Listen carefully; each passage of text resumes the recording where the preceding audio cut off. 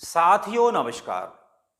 Social media से जुड़े हुए प्रायः सभी सज्जन वृंद बुद्धिजीवी होते हैं, ऐसा मेरा अपना मानना है। इसी आधार पर मैं कह सकता हूं कि ऐसे समस्त महानुभाव देश में घटित होने वाली समसामयिक घटनाओं से निश्चित रूप से चिरपरिचित होते होंगे। अभी हाल ही में हमारे देश की एक प्रख्यात सिने तारिका कुमारी कंगना जी ने आज़ादी को लेकर एक वक्तव्य दिया है। इस वक्तव्य को लेकर देश के कोने कोने में बवाल मचा हुआ है। मेरा ऐसा अपना मानना है कि इस प्रकार का वक्तव्य कुमारी कंगना जी ने कोई पहली बार नहीं दिया। उनके पूर्व भी हमारे देश के अनेक प्रख्यात समाजसेवी इस प्रकार की बातें करते आ रहे हैं। उन्हीं में से मुझे एक नाम स्मरण आता है, स्वर्गीय श्री राजीव जी दीक्षित का। हम सभी जानते हैं कि वे हमारे देश के एक प्रख्यात समाजसेवी और शिक्षाविद थे। उन्होंने भी इस विषय को लेकर बड़े विस्तार से चर्चा की है, जो चर्चा कंगना जी के कहीं ना कहीं आसपास नजर आती है।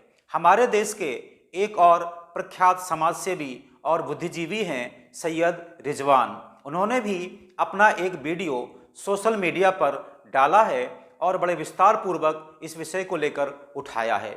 इसीलिए आज़ादी हमारे देश को 1947 में मिली या 2014 में, मैं इस विषय पर नहीं जाना चाहता। मैं एकदम हटकर एक बात कहना चाहता हूँ। हो सकता है मेरी बात आपको चुभ जाए या किन्हीं किन्हीं को अपील कर जाए। मेरा ऐसा अपना मानना है कि इस देश में एक बहुत बड़ा वर्ग ऐसा आज भी है जिसे आज़ादी आज तक नहीं प्राप्त हुई है। जी हाँ, आप ठीक सुन रहे हैं, मैं कह रहा हूँ इस देश में एक बहुत बड़ा वर्ग ऐसा है जो आज भी आज़ाद नहीं है, परतंत्र है। मैं इसलिए कह रहा हूँ इस देश में एक वर्ग ऐसा है जिसके बच्चे 95% मार्क्स लाने के बाद भी उन्हें फेल बता दिया जाता है, उन्हें असफल बता दिया जाता है, और 35% मार्क लाने वाला व्यक्ति उन्हें रौंदता हुआ आगे बढ़ जाता है। हमारे देश में एक और विधा है प्रमोशन में रिजर्वेशन।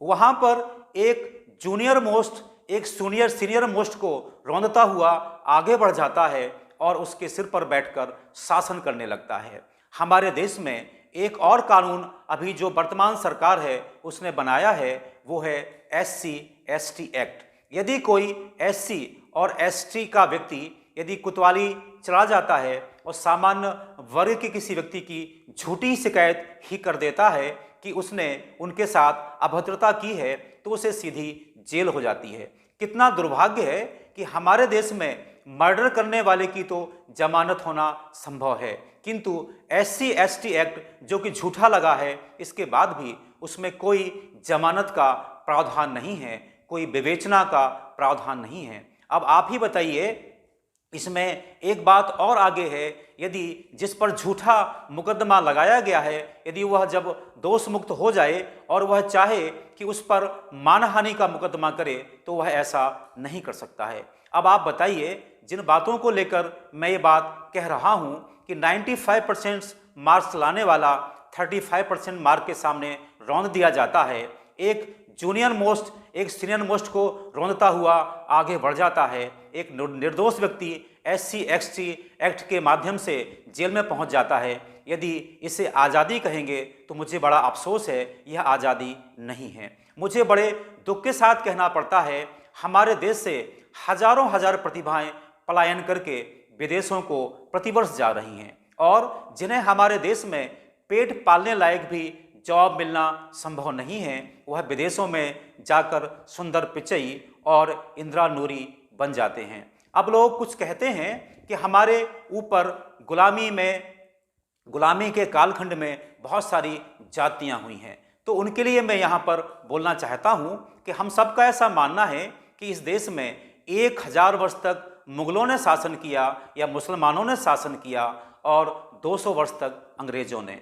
उस कालखंड में जो भी घटित हुआ उसके लिए हमारे देश का समाज जिम्मेवार नहीं है। 1947 में जब हमें आज़ादी मिल गई, उस आज़ादी के बाद तो इस देश में जाति, धर्म, भाषा, प्रांत, लिंग किसी के नाम पर भी कोई भेदभाव नहीं होना चाहिए था। यद्यपि संविधान में शुरुआत में ऐसा ही कहा गया है कि हमारे देश में जाति, भाषा, लिंग, क्षेत्र के आधार पर किसी प्रकार का कोई भेदभाव नहीं है। लेकिन इसके ठीक उलट हमें ही बताया जाता है कि आप अगड़े हैं कि आप पिछड़े हैं, आप स्त्री हैं कि आप पुरुष हैं, आप किसी खास प्रांत के हैं तो उस प्रांत में आप वहां के नागरिक नहीं बन सकते। आखिर यह किस प्रकार की आज़ादी है? मैं आज बड़े दृढ़तापूर्वक इस बात को कहना चाहता हूं और विनम्रतापूर्वक इस बात को कहना चाहता हूं कि मैं इस प्रकार की आज़ादी को पूर्णतः नकारता हूं और मैं इस देश के ऐसे वर्ग से अपील करता हूं जिस देश को,